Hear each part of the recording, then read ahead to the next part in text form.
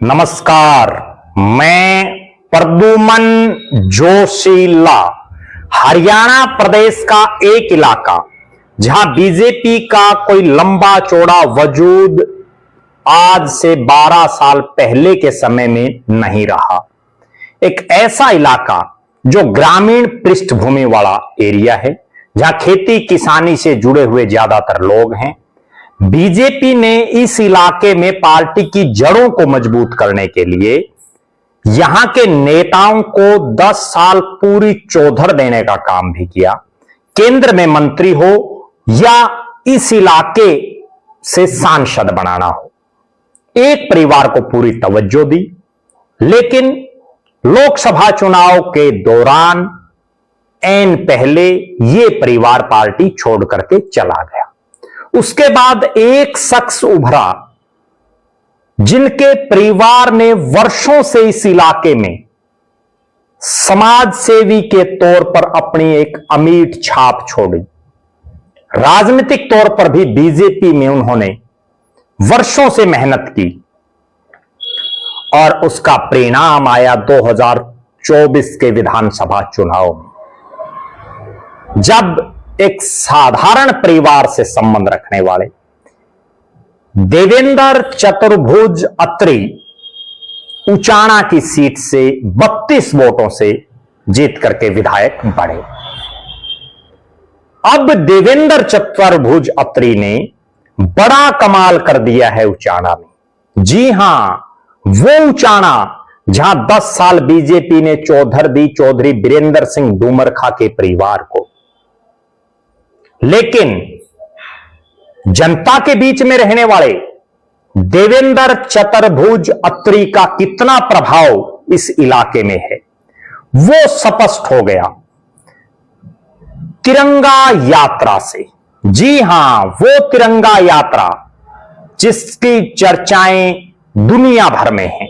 भारत देश के अलग अलग इलाकों में लगातार तिरंगा यात्रा 15 अगस्त स्वतंत्रता दिवस के इस उपलक्ष्य में निकाली जा रही हैं, जिसके संबंध में उचाना विधानसभा क्षेत्र में भी देवेंद्र चतुर्भुज अत्री के द्वारा उनके नेतृत्व में एक तिरंगा यात्रा निकाली गई।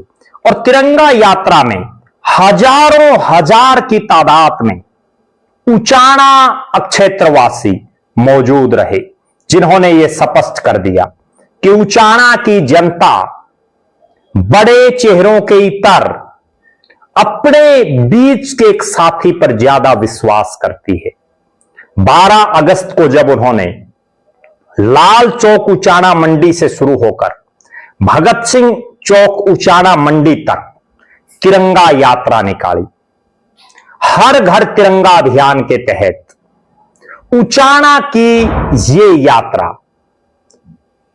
अद्वितीय रही, अभूतपूर्व रही। एक ऐसी यात्रा जिसमें तिरंगे के सम्मान में उचाना वासियों ने राष्ट्र भक्ति की मुहिम में अपना विशेष योगदान दिया। ना केवल खुद देवेंद्र चतुर्भुज अत्री इस यात्रा में शरीक हुए, बल्कि उनकी धर्मपत्नी ने भी इसी विधानसभा क्षेत्र के गांव डूमरखा कला में हर घर तिरंगा अभियान के निमित्त तिरंगा यात्रा में सम्मिलित होने का काम किया। श्रीमती सुषमा अत्री ने डूमरखा कला में आयोजित हर घर तिरंगा यात्रा में हर घर तिरंगा अभियान के निमित्त जो तिरंगा यात्रा है उसमें शामिल होने का काम किया। निश्चित तौर पर देवेंद्र चतुर्भुज अत्री के विधायक बनने के बाद भले ही वो 32 वोटों से जीते, भले ही विपरीत हालातों में जीते, लेकिन सच्चाई ये है कि देवेंद्र चतुर्भुज अत्री के जो पिताजी हैं चतुर्भुज अत्री, जिनका समाज सेवा में बहुत बड़ा नाम इस इलाके में रहा, ना केवल उचाना, कहसून और आसपास के इलाके में, बल्कि जींद जिले और आसपास के इलाकों में भी आज भी चतुर्भुज अत्री का नाम धार्मिक प्रवृत्ति के इंसान, एक समाज सेवी के तौर पर जाना जाता है। चतुर्भुज अत्री ने इंडियन नेशनल लोकदल में रहते हुए उस समय इनेलो को मजबूत करने का काम किया।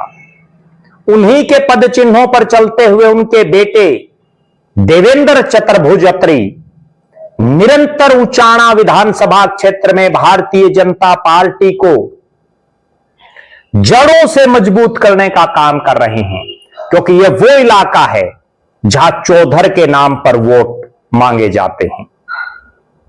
यहां मुख्यमंत्री बनने के सपने दिखा करके वोट मांगे जाते हैं। लेकिन 2024 का विधानसभा चुनाव ऐसा रहा जहां बड़े बड़े चेहरे चित कर दिए उचाणा की जनता ने, और अपने बीच का एक शख्स जिसने मुख्यमंत्री बनने के लिए नहीं बल्कि इस इलाके की जनता के बीच में रह करके उनका जनप्रतिनिधि बनकर के काम करने के नाते वोट मांगने का काम किया। लगभग 2 साल हो जाएंगे विधानसभा चुनाव को कुछ समय बाद, लेकिन जिस तरह से तिरंगा यात्रा में हजारों हजार उचाणा वासी उमड़े, उससे यह स्पष्ट है कि देवेंद्र चतुर्भुज अत्री का ग्राफ, भारतीय जनता पार्टी का ग्राफ इस उचाणा में लगातार बढ़ रहा है। हमारी निगाहें हरियाणा प्रदेश के तमाम 90 के 90 हलकों पर हैं। आप दर्शक जरूर कमेंट करें, उचाणा को लेकर के आपका क्या मानना है।